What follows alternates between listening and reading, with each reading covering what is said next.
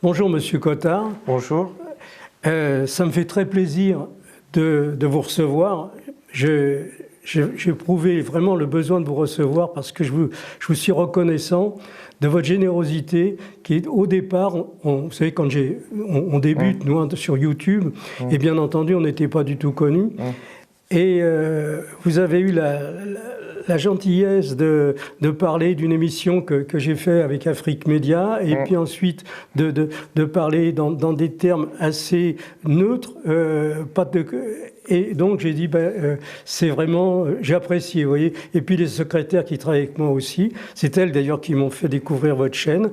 Et donc aujourd'hui, je suis très content de vous recevoir ici pour parler. On va faire donc, comme c'est convenu, 2 vidéos. Oui. Aujourd'hui, si vous le voulez bien, on va parler des conséquences d'une guerre nucléaire et comment surtout s'en protéger. Parce que ce que j'aimerais, c'est faire quelque chose qui pourrait s'avérer utile pour vos abonnés, pour les gens qui nous regardent, de leur donner des informations, voyez, qui permettraient le jour où cette situation arrive, de faire ce qu'il faut faire pour sauver leur famille. Parce qu'en fait, pour moi, c'est ça. Vous savez que, vous avez pu regarder que pour moi, il y a 3 sujets importants. La surpopulation, la fin du pétrole, et la 3e, c'est la guerre nucléaire. Donc, si vous voulez bien, aujourd'hui, on parlera de cette question, comment se protéger des retombées radioactives. Et puis, demain, on fera les discussions sur un sujet qui vous intéresse, puisque c'est sur la Russie et tout ce qui se passe un peu là-bas. Oui, oui, tout ce qui se passe et la situation géopolitique actuelle, voir si, en fait, les prévisions que vous avez faites, tout au moins les perspectives que vous avez tracées par rapport à vos analyses, sont susceptibles de se réaliser. Dans quelle proportion? Je dirais sur un pourcentage, il faudra que vous nous disiez, en gros, sur 100, combien vous estimez une probabilité ou pas de guerre, en tous les cas de guerre avec la Russie. Oui. Parce qu'avant de parler de guerre nucléaire, de bombe nucléaire, il faut déjà qu'on rentre en guerre contre la Russie. Même si officieusement on l'est, mais pour l'instant la guerre n'est pas encore déclarée, on est bien d'accord? Oui, absolument. Bon. Moi, en préambule, si vous voulez, j'ai regardé, on a parlé hier, j'ai visité votre usine, je vous ai analysé. Ça me permet de... Moi, ce qui m'intéresse, c'est votre parcours personnel pour donner de la crédibilité à ce que vous dites aujourd'hui. Pourquoi? Parce que, en retour de ce que j'ai fait par rapport à ce que vous avez déjà, de ce dont vous avez parlé et par rapport à votre livre, j'ai fait un sondage sur ma chaîne concernant la possibilité d'une guerre nucléaire. La majorité ne croit pas à la guerre nucléaire. Et à partir du moment où quelqu'un parle de la question nucléaire, de la bombe nucléaire, il est pris pour un fantaisiste. Et encore, là, dernièrement, je vais voir un monsieur qui parle de la guerre nucléaire. Ah oui, mais ce monsieur, il est sérieux ou pas? Donc, ça veut dire qu'en France, on a un a priori, déjà, un a priori négatif, et on pense que la personne qui propose ce thème est un marginal ou quelqu'un un peu fantaisiste, on ne le prend pas au sérieux. Et donc, alors ma première question, ma première intervention, c'est alors, moi je me suis intéressé à votre profil, vous avez développé des affaires, vous êtes quelqu'un de sérieux, vous avez une analyse qui vous a permis quand même plus ou moins de prévoir l'invasion de l'Ukraine, de la Russie en Ukraine, ce qui est très important. Donc, quelle est votre explication concernant ce gap entre le fait de ce qui se passe en France, le gap entre cette espèce de déni ou de rigolade, les gens sourient quand vous parlez de la question, et pourquoi on n'arrive pas, d'après vous, à aborder ce sujet-là dans un cadre légitime, sérieux, avec une crédibilité? Pourquoi on a du mal à avoir une crédibilité sur ce domaine-là? Voilà ma première question. Oui, alors si vous voulez, à ce moment-là, moi je verrais ça sous un autre angle. Il suffit de sortir du cadre de la France et de regarder ce qui se passe ailleurs. Oui, j'ai lu, j'ai regardé justement. Or, vous avez par exemple la Suisse, ce sont des gens sérieux, des gens cultivés, intelligents, qui ont une histoire très proche de la nôtre. Ils ont évolué en parallèle en Europe. Vous avez Israël, où on peut dire que c'est l'élite actuellement mondiale qui s'est retrouvée en Israël. Et donc rien que ces deux pays ont mené une politique depuis les années 60 de protection de la population civile avec la construction systématique d'abris. C'est-à-dire qu'en Suisse, sous chaque maison, il y a un abri NBC, nucléaire, bactériologique, chimique. Qu'est-ce qui fait la différence entre un abri nucléaire et un abri NBC? Eh bien, ce sont les joints d'étanchéité qui empêchent les gaz de rentrer, qui empêchent les bactéries de rentrer, et c'est le système de filtration. Donc ça, évidemment, nous n'avons rien. Ensuite, on peut aller plus loin. On regarde des pays comme, bien sûr, la Suède. Dès les années, quand j'ai écrit mon premier livre, dès les années 82, ils avaient 90% d'abris pour la population. Mais ce qui est important, et c'est là où on voit qu'en France, ça n'est pas sérieux et les gens sont complètement à côté de la réalité, c'est qu'en Russie, vous voyez, ce n'est pas un pays riche. Non. Eh bien, à l'époque de l'Union soviétique, dès l'instant où il y a eu la fabrication d'armes nucléaires, puis ensuite des armes thermonucléaires, il y a eu un programme de construction d'abris pour la population civile. Pour la population civile. Et donc, ça veut dire que les gens savent que le risque existe et qu'il y a des moyens de s'en protéger, parce que sans ça, vous comprenez bien qu'ils ne dépenseraient pas des milliards de roubles pour faire des abris alors tous les nouveaux immeubles, bien sûr, puisque en URSS, vous savez qu'il y a eu des villes entières, c'est type HLM, oui. Hein, avec dessous, bien sûr, des abris. Ça. Des abris. Voilà. Et alors, ensuite, dernier point où les gens devraient quand même réfléchir, parce qu'ils sont incapables de réfléchir maintenant sur la réalité. La réalité, c'est quoi? C'est que la Chine, qui était un pays pauvre, dès les années 70, a fait un programme de construction d'abris. Sous les immeubles, il y a des abris. Vous vous rendez compte qu'au moment où j'écrivais... En Chine, depuis les années... Depuis les années 70. En 82, quand j'écris mon livre, qui est publié en 83... Faire face au danger nucléaire, qui est introuvable aujourd'hui, qui est toujours pourtant à la bibliothèque des armées à Paris, qui est la référence dans le domaine. Eh bien, vous aviez, en 82, il y avait à peu près, on va dire, 500 millions de personnes qui étaient abritées en Chine. Oui, c'est quelque chose d'énorme. Maintenant, on peut dire qu'ils sont largement à 1,2 milliard d'abris. Donc, voilà des gens qui sont... ce ne sont pas des idiots. Vous voyez bien ce qu'a fait les Chinois. Donc, eux, ils ont pris en considération qu'il y a forcément, quand vous passez des années à fabriquer des armes, c'est pour les utiliser un jour ou l'autre. Ça c'est votre thématique, ça. C'est votre argument. Mais on va Vous dites que tôt ou tard, ces armes seront utilisées. C'est ça votre argument. Bien sûr, bien sûr. Elles ont déjà été utilisées. Elles ont déjà été utilisées. Alors, à une petite échelle.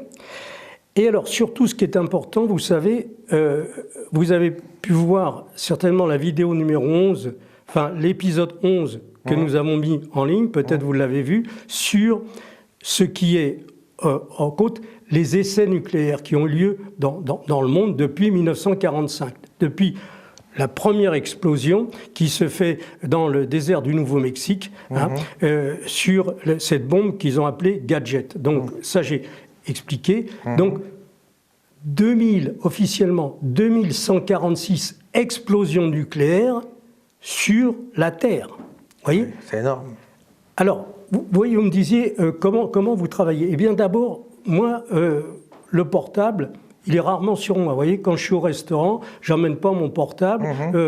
Je passe beaucoup de temps, quand je conduis, à réfléchir, tout ça. Et après, à partir d'une analyse, je vais aller chercher, voir s'il y a des choses qui confortent mon raisonnement, qui confortent mon analyse, ou si au contraire, ça me l'infirme. Et donc, j'ai dit, mais comment arriver à convaincre les gens qu'une guerre nucléaire, même de grande ampleur, ne sera pas la fin du monde. Vous voyez, je pars de cette question. Et je réfléchis, qu'est-ce qui pourrait faire que je pourrais démontrer aux gens qu'il y a, que ça n'est pas la fin du monde, que ça ne sera pas la fin du monde. Et alors j'ai commencé, j'ai dit, mais oui, mais dans le fond, on a fait des essais depuis 1945, si je calculais la quantité de bombes, la quantité de mégatonnes qui ont déjà explosé à la surface de la Terre, vous voyez ? Juste, oui, très juste. Et donc, officiellement, 2146 explosions nucléaires, dont 560 de mémoire en atmosphérique. En atmosphérique. Et le reste le reste en souterrain. Mais en réalité, c'est plus de 2400.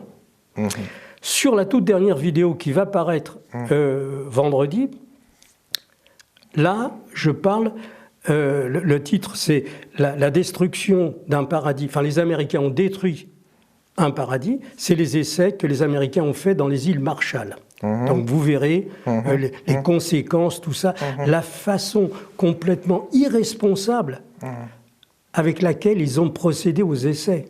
Des choses qui auraient pu être faites dans d'autres conditions, sans conséquences, voyez, parce qu'au milieu du Pacifique, hein, il faut bien comprendre qu'une explosion nucléaire, c'est de ça qu'on va parler tout à l'heure, c'est la grande différence, c'est est-ce qu'elle se produit en altitude ou est-ce qu'elle se produit au sol ou dans le sol, puisqu'il y a 3 types d'explosions.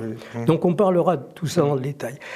Et donc, eh bien, évidemment, que quand on fait le cumul de tout ce qui a explosé sur la Terre, et c'est pas la fin du monde, parce qu'on vit, vous voyez, eh bien, moi je pense, je suis persuadé, que la guerre qui se prépare en ce moment, c'est pas pour dans 10 ans, c'est en ce moment.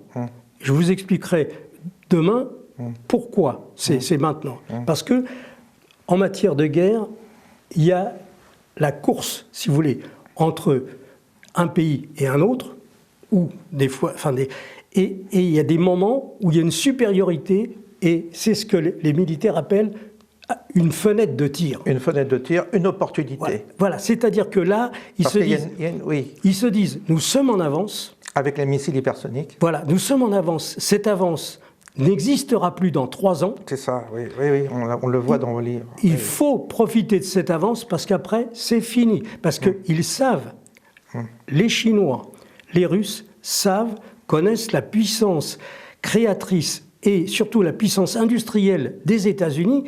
Quand elle se met en route, quand elle s'est mise en route contre le Japon, au bout de quelques mois, c'était quelque chose d'énorme. Il faut savoir que pendant la Deuxième Guerre mondiale, si la Russie a pu obtenir une victoire, on peut dire, sur les forces allemandes, c'est parce que la Russie était fournie en armes, en matériel par les États-Unis. Dès le début, ils ont prêté de l'or, ils ont fourni des quantités de matériel, les camions, les jeeps, les canons, les chars. Les États-Unis ont une force de production incroyable. Étonnant. Ça c'est vraiment... Alors ça n'est plus tout à fait vrai, parce que malheureusement pour eux, et heureusement pour nous, éventuellement, les mondialistes sont passés par là. Les mondialistes ont détruit le tissu industriel américain au profit des banques, de la bourse et tout ça, parce que, bien sûr, on fait faire du business en Chine, au Vietnam, toute la délocalisation a profité à la Chine et donc a démuni les États-Unis de leur force de production. C'est pour ça qu'ils cherchent actuellement à se la réapproprier, apparemment. Oui, bien sûr. Alors, ils vont reconstruire des usines pour faire des puces, pour faire tout un tas de choses comme ça, parce que tout est parti. Évidemment, les financiers de Wall Street, eux, vous voyez, on fabrique quelque chose qui coûte $100 aux États-Unis, ça nous coûte $20 en Chine. Allez hop, la différence c'est pour nous. Vous voyez, donc voilà tout le truc. Donc, alors, on va revenir à la France parce que ce qui est important, c'est d'essayer de convaincre, et ça vous avez mis le doigt sur la question, de convaincre les Français que d'une part, enfin les Français, ceux qui nous écoutent, parce que c'est impossible de convaincre la population. La population est dans un déni, elle est complètement, conditionnée par un discours médiatique qui prend tout cela à la légère. Je ne sais pas si vous regardez les informations, plus mais maintenant. LCI, tout ça prend tout à la légère. Jamais ces questions-là ne sont abordées. Et pourtant, il est question effectivement de la sécurité de la population. Donc, parmi un faible pourcentage, on va s'adresser à un faible pourcentage de la population qui va tendre l'oreille et qui va écouter ce que vous dites. Alors, le premier argument, et c'est très important, je ne sais pas si dans votre entourage, les gens vous font ce type de réflexion, vos proches, comment ils réagissent déjà par rapport à vos arguments. Mais moi, les gens que je rencontre, ils me disent, de toute façon, ce sera la fin du monde. C'est pour ça que vous en parlez en disant, ça ne sera pas la fin du monde. Et moi, j'entends toujours cet argument, de toute façon, ça sera la fin du monde. J'en parlais à ma voisine, de toute façon, ça sera la fin du monde. Tout le monde est persuadé en France, c'est la rhétorique classique, ça sera la fin du monde. Et donc, vous venez de dire que ce ne sera pas la fin du monde, mais ce sera la fin du monde pour les gens qui ne se protègent pas, qui ne prennent pas le problème en compte. Mais comment expliquez-vous quand même par rapport... Parce que ce qui est troublant, c'est qu'on fait partie de l'Europe. La France fait partie de l'Europe. Et moi, dans vos chiffres, je regarde qu'effectivement, on a une population extérieure, on a des gouvernements extérieurs qui ont pris le problème à bras-le-corps. Et qui, même en Allemagne, ils ont ils sont comment en Allemagne? Non, pas trop, très peu. C'est surtout la Suisse, la Finlande. Oui. Alors, attention, en Allemagne de l'Est, vous avez des abris partout. Oui, parce que n'oublions pas que jusqu'à la fin, quand le mur de Berlin est tombé, avant le mur de Berlin, l'Allemagne de l'Est, qui était une partie importante de l'Allemagne, la Pologne, tous ces pays-là étaient dans le bloc de l'Union soviétique. Donc il reste des abris. Il faut se rappeler que Poutine, puisque nous en parlerons demain, a été officier du KGB en Allemagne, et donc c'est un homme qui parle couramment allemand, et Angela Merkel, elle est née en Allemagne de l'Est, comme tous les personnes de sa génération, sont allées à l'école et ont appris le russe. Donc Angela Merkel parlait en russe à Poutine qui lui répondait en allemand. Vous voyez, ça c'est des choses incroyables. Alors, bien entendu, en Pologne, il y a des abris anti-atomiques. En Ukraine, il y a des abris anti-atomiques en Ukraine. Et alors, à ce sujet d'ailleurs, puisqu'on va venir maintenant dans la partie, si vous voulez, ou après, comme vous voulez, de la partie technique, pour donner des informations précises, vous voyez, des choses. Il y a eu sur LCI, il y a déjà pas mal de temps, peut-être tout à fait au début du conflit, peut-être en mars 2022, il faisait la propagande évidemment pro-ukrainienne et anti-russe. Pourquoi est-ce qu'ils ont pris cette position? Parce que LCI, BFM TV, la 5, la 7, France 24, tout ça font partie, si vous voulez, du lobby financier. Le lobby financier mondialiste. Donc d'un côté, vous avez les mondialistes, ceux qui sont pour la disparition des frontières, le business à tout va entre les pays, et puis d'un autre côté, les nationalistes. Alors les nationalistes, tout ça, c'est des vilains. Vous voyez ? Alors la Russie, avec Poutine à sa tête, c'est évidemment un pays qui veut conserver sa culture, qui veut conserver ses traditions, et qui, bien sûr, ils sont très nationalistes. Alors là, ils ont pris fait et cause vraiment avec mauvaise foi, parce que sans tenir compte de tout ce qui s'est passé avant, on en parlera peut-être demain. Et donc, pour revenir à cette question, LCI faisait un reportage et il faisait voir que, eh bien, à Kiev, il y avait des affiches qui donnaient des instructions pour la population civile en cas d'attaque nucléaire, ce qu'il fallait faire. Et il y avait une énormité, mais comme il n'y a aucune compétence dans les journalistes sur ces questions nucléaires et pas beaucoup plus auprès des militaires qui confondent à peu près tout, il mettait, et ça c'est authentique, ne pas boire l'eau du robinet. C'est une énormité pour quelqu'un, si vous voulez, qui a travaillé. Moi, j'ai travaillé pendant des années pour étudier toutes ces questions-là. Donc, je sais de quoi je parle. J'ai été en contact avec la protection civile suisse, j'ai travaillé avec eux. Et quand vous dites ça un physicien suisse ou un responsable de... Mais ça le fait rigoler. Si vous voulez, comprenons les choses. L'eau du robinet, elle vient d'où? Elle vient d'un château d'eau qui est généralement en béton, à 30 ou 50 mètres de hauteur, sur une hauteur. Elle ne peut pas être contaminée puisqu'elle est dans un volume fermé. Fermé, protégé. Ensuite, elle arrive par un tuyau qui est souterrain, et quand elle arrive au robinet, vous pouvez être sûr qu'elle ne peut pas être contaminée. Donc, ça, c'est une information importante pour les gens qui nous écoutent. Bien sûr. L'eau du robinet, vous pouvez la boire tant qu'il y a de la pression. Tant qu'il y a de la pression. Voilà, parce que, évidemment, s'il n'y a plus d'électricité, il n'y a plus d'électricité, il n'y a plus de pression. Petit à petit, le château d'eau va se vider et au bout de quelques jours, il n'y aura plus d'eau.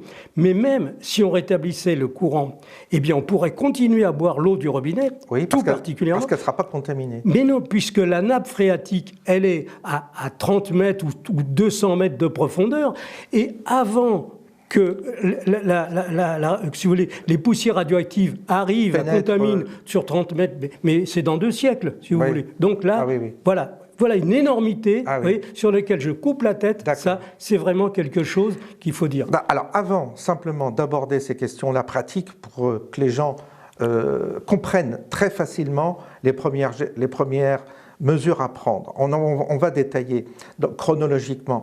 Mais avant tout, je voudrais savoir, c'est ma question, est-ce que vous avez, vous, essayé d'interpeller les autorités de ce pays, les autorités civiles de ce pays, ou est-ce que les autorités politiques, les représentants de l'État, est-ce que vous avez fait cette tentative de les interpeller, vous personnellement, sur ce sujet-là? Et si oui, quel est le retour de cette tentative?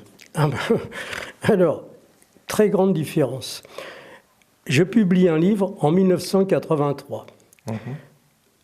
De la même façon que j'ai publié celui-ci, c'est-à-dire qu'au départ, quand j'ai amené le manuscrit, que je l'ai remis à différentes maisons d'édition à l'époque, immédiatement, Albin Michel, une grande maison d'édition, a été intéressé pour publier ce livre qui était tout petit, parce que je ne parlais que de l'aspect, si vous voulez, protection civile. Voilà. Et donc, ma démarche était de dire, eh bien, puisque les autorités ne font rien, on va donner des informations déjà à ceux qui veulent s'intéresser à ça, et on va leur donner les moyens de faire construire eux-mêmes un abri. Donc vous savez que j'ai conçu 3 modèles d'abri à l'époque, j'ai fait tous les plans, j'ai collaboré avec l'APAV, qui est un bureau de contrôle important, reconnu, et donc on a fait ensemble les calculs sur les épaisseurs de béton, les diamètres des tors, etc. Et puis je me suis rendu plusieurs fois en Suisse, j'ai collaboré avec les services de protection civile suisses. C'est eux qui m'ont donné toute la liste des adresses de fabricants que j'ai pu mettre dans le dossier technique, les portes, les systèmes de filtration, les masques à l'époque, parce que plein de choses. Et puis à partir donc de ce livre, donc Albin Michel était intéressé. Et moi, comme ça se faisait en 2 temps. Les gens achetaient le livre et ceux qui étaient intéressés pouvaient acheter un dossier technique. Ce dossier technique, ils le remettaient à l'entreprise de leur choix, entreprise de maçonnerie, qui pouvait leur construire dans le jardin un abri. Voilà. Pour la famille, les voisins éventuellement.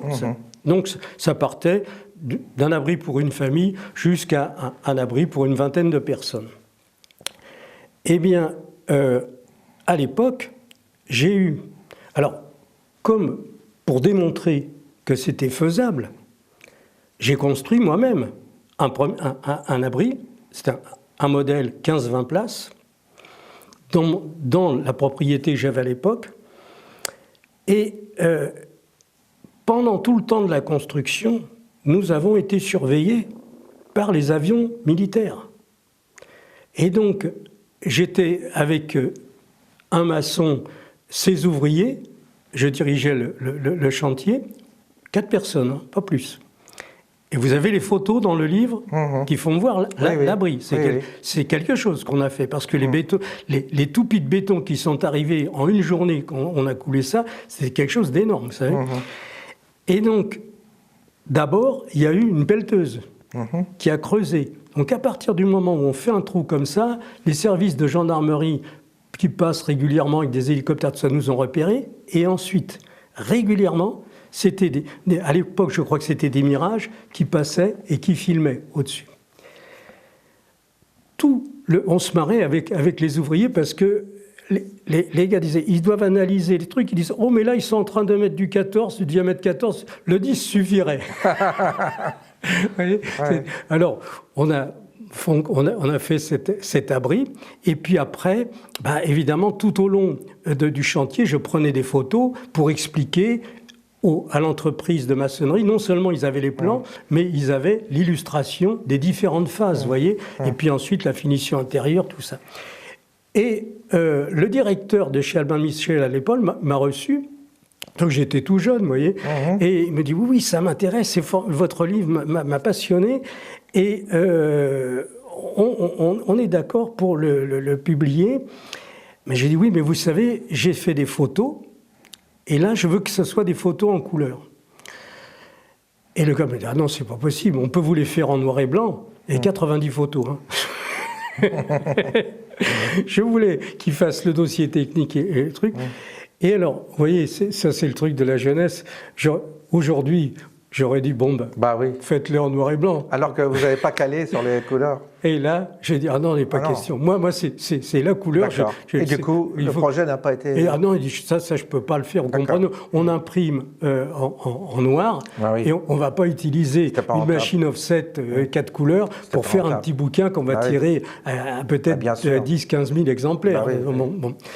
Et alors, donc, de ce fait, j'ai dit, nous, on va le faire nous-mêmes. Donc, on a créé une société d'édition, et puis, on a fait le truc. Et alors, c'est là où ça devient intéressant, c'est qu'en 83, suite à ça, eh bien, l'APAV, qui avait travaillé avec moi, m'ont pris contact avec la Fédération française du bâtiment. J'ai été reçu, on a fait des réunions, on a fait une conférence, on a présenté. Il y a eu des gens qui ont dit « Ah mais oui, effectivement, moi, parce que c'est évidemment les entreprises disent « Oui, mais les prix qui sont donnés par M. Chevrier sont trop bas, faut qu'on gagne notre vie, c'est pas possible. » Bon, moi, je voulais évidemment donner les prix les plus bas, puisque de toute façon, ça ne me rapportait rien. Et puis, je me rappelle de cette réunion, il y avait beaucoup je ne sais pas, peut-être une trentaine d'entreprises autour de la table à Paris. Et il y a un gars qui dit non, moi, avec mon frère, on a pris le modèle numéro 15 et puis on a construit et ça passe. Avec, bien sûr, nous, on n'a pas construit le coffrage comme M. Chevrier l'a fait avec les planches, vous voyez. On a pris le banchage et tout ça, donc là, il n'y a pas de problème. Avec nos méthodes, on a regardé le temps, ça passe. Et donc, ça, c'était un aspect. Le deuxième aspect, c'est que j'ai été invité par les pompiers de Paris qui s'occupent de la protection civile. Et c'est un colonel qui m'a reçu avec tout un aéropage. À l'époque, c'était la crise des missiles Pershing, des fusées Pershing et des missiles Cruise, que les Américains, encore une fois, voulaient installer en Allemagne. Et donc, l'Union soviétique se sentait menacée, directement sous la menace de ces fusées qui étaient à quelques minutes de Moscou. Et aussi les missiles Cruise qui suivaient le sol sans être détectés par les systèmes radars à l'époque. Et donc, il y avait un risque réel de guerre. Alors là, oui, on a fait des présentations, et puis j'ai eu la surprise d'être contacté. Alors, on a reçu des commandes de bouquins, puisqu'on les expédiait nous-mêmes, on savait qui. Et alors ? Et alors, on a reçu des préfectures, on a reçu des bouquins de la protection civile suisse, on a reçu des commandes. Et alors, un jour, une secrétaire m'appelle, « Monsieur Chevrier, il y a monsieur le sous-préfet qui veut vous parler, donc du coin. » Alors, j'avais écrit le bouquin sous un pseudonyme Chevalier. Oui, un peu. Bon, l'époque, vous voyez, c'était en rapport avec... Et puis, j'étais jeune, j'avais des enfants jeunes, je ne voulais pas trop me mettre en avant à l'époque parce que c'était quand même un sujet sensible. Et donc, je voulais préserver un peu l'anonymat de la famille et tout ça. Et donc, aujourd'hui, je peux parler librement. À mon âge, c'est fini. Vous voyez je suis libre de toutes. Mes enfants sont élevés, donc pas de problème. Et je me passe la personne, il me dit « Bonjour, monsieur Chevalier. » Je dis « Bonjour, monsieur. J'ai acheté votre livre et en regardant les photos de l'abri que vous avez construit, j'ai compris que c'était dans notre région. » C'est ça. Vous parlez comme si vous pouvez voir si c'était dans tel ou tel village. Bon, en réalité, je suppose qu'il avait toutes les informations. Ils étaient renseignés, oui, bien par sûr. les services de renseignement, et tous les passages qu'ils ont fait, les photos qu'ils ont fait les militaires, tout ça. Et donc, il m'a demandé, ça m'intéresserait avec mon épouse de vous rendre visite pour visiter votre abri. Et donc, c'était le sous-préfet. J'ai dit, ok, on peut faire ça si vous voulez un samedi, puisque moi je travaille dans la semaine. Il est venu un samedi matin avec sa femme, un gros bouquet de fleurs pour mon épouse, et puis on visitait, on a des gens intéressants, vous voyez, qui comprenaient. Ça, c'était aujourd'hui. Fini. C'est fini. C'est fini. Alors, non seulement ça, personne ne va en parler, mais en plus, on a eu la naïveté d'envoyer au début des livres aux rédacteurs en chef des différents magazines, des chaînes de télé et des journaux. Ils ont certainement donné le bouquin à lire, et comme j'aborde, si vous voulez, des sujets géopolitiques qui vont à l'inverse de la propagande, alors là, j'ai été mis sur la liste blacklisté. noire. Blacklisté, absolument. D'accord. Aucune invitation dans une chaîne de télé, vous m'avez vu nulle part. Non. Aucun article rédactionnel dans les journaux. Non. Aucun article sur les magazines. Mais il y a pire. Moi, si vous voulez, vous avez vu, j'ai fait un parcours de vie assez quand même intéressant. L'argent que je gagne, je ne vais pas le mettre dans mon cercueil, donc je peux le dépenser. Mes enfants, j'aurais donné beaucoup déjà, voyez. Donc, j'ai décidé de mettre un budget, là, sur cette question-là. Pour diffuser l'information. À fond perdu. Je n'attends pas de retour. Non, je me dis, je me fais plaisir. C'est pas un investissement financier de développer. Voilà, je me fais plaisir. Je vais au bout de mon truc, je vais au bout de ma démarche. Je vais essayer, parce que qu'est-ce que je pourrais faire d'important dans ma vie aujourd'hui à 80 ans ? Ça, c'est peut-être la chose la plus importante que je pourrais faire maintenant. Vous voyez, j'ai fait des choses importantes avant, mais là, voilà.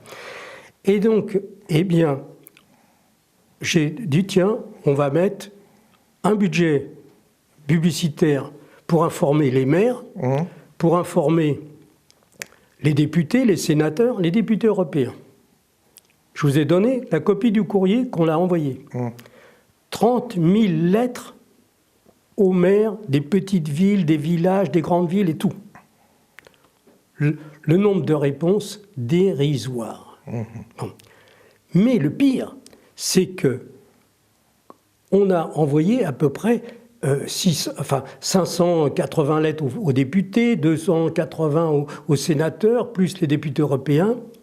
Pas une seule réponse. C'est incroyable. Plus précisément, alors que on envoie, vous avez lu le courrier, 4 pages, oui, j'ai lu. Avec 6 pages extraits du livre, dans lesquels on donne des informations précises, vous voyez, vraiment précises sur comment on peut se protéger. On en parlera tout à l'heure de ça. Eh bien, aucune réponse. Alors, pour être exact, on a eu une réponse de la part d'une députée Rassemblement National de Perpignan, celle qui a pris la suite de Louis Alliot. Oui. Elle nous a demandé, elle nous a envoyé ses bons voeux pour l'année 2022. D'accord. Aux éditions du Recal. Oui, donc elle avait bien reçu le courrier. En réalité, c'est certainement son assistante qui a fait le truc, qui a fait le courrier, qui avait reçu comme instruction. Ça veut dire qu'il ne s'intéresse pas à la question. Non. Il ne s'intéresse pas. C'est plus que ça. C'est plus que ça. C'est plus que ça. C'est quoi ? Il y a vraiment un blackout là. Il ne faut surtout pas parler de ça. Voyez ? Est-ce que c'est par peur d'affoler la population ? Est-ce que c'est simplement ça ? Ils ont peur. Si on aborde le sujet, les gens sont paniqués parce qu'il n'y a pas d'abri anti-atomique en France. Donc de toute façon, on ne va pas en faire là, c'est trop tard. C'est trop tard. Donc, pour ne pas créer une angoisse, ils évitent d'aborder le sujet. Est-ce que c'est ça, d'après vous ? Alors, il y a deux choses. Vous voyez, par exemple, il y a des choses qui sont évidentes.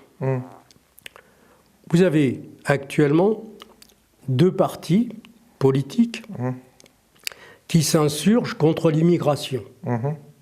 Donc, l'ancien Front National, qui est Rassemblement National, c'est un parti qui a quand même une 40aine d'années, donc ils ont l'expérience. Et puis le nouveau parti de Zemmour, Conquête. De Reconquête de Éric Zemmour. Leur programme est différent, mais leur but, c'est d'arrêter l'immigration. Bon. Ils savent pertinemment, nous le savons tous, que la seule façon d'arrêter l'immigration, c'est de sortir de l'Union européenne. Vous ne pouvez rien faire tant que vous êtes dans l'Union européenne. Exactement. Eh bien, il n'y en a aucun des 2 partis qui propose de sortir de l'Union européenne. Pourquoi ? Eh bien, c'est exactement la même chose que les abris anti-atomiques. C'est parce que si vous faites ça, vous perdez les élections.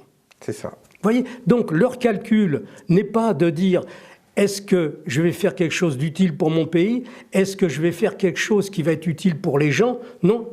Comment est-ce que je peux gagner des voix aux prochaines élections ? Voilà. Et donc, tout leur calcul est là-dessus. Oui. Et donc, pendant un moment, ils avaient fait une tentative au Rassemblement National. Ils voulaient sortir de l'euro, ils voulaient sortir de l'Union européenne. C'était catastrophique. Ils se sont fait ramasser. Oui, c'était sous l'impulsion, c'est quand Philippot avait des responsabilités auprès du Rassemblement National, à l'époque c'était le Front National, où il prônait cet a priori. En fait, voilà.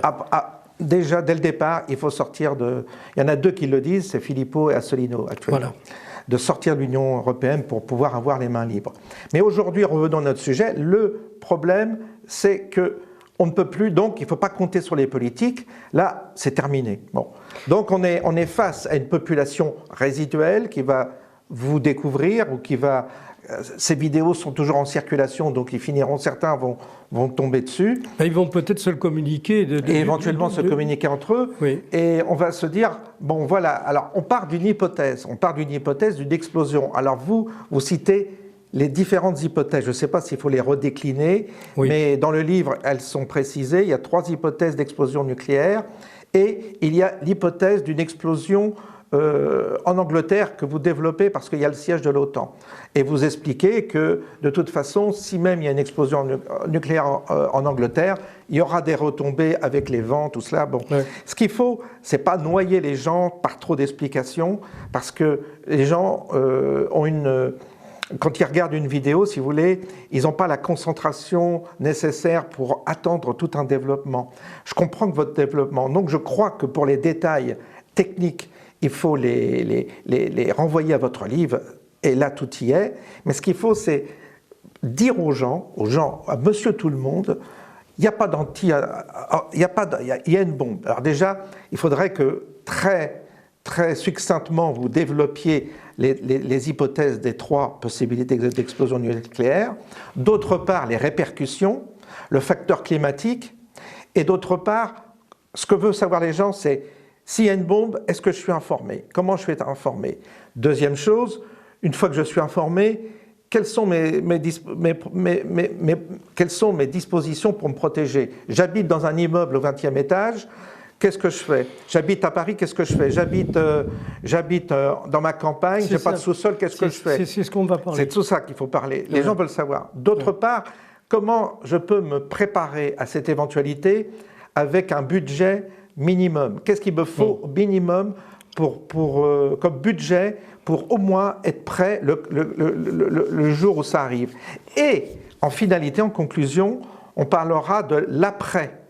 Parce que l'après, c'est une forme de chaos quand même. Oui, quelles sont les conséquences? C'est ça, j'ai pas vu ça dans votre livre. C'est l'après. Comment on gère l'après, cataclysme?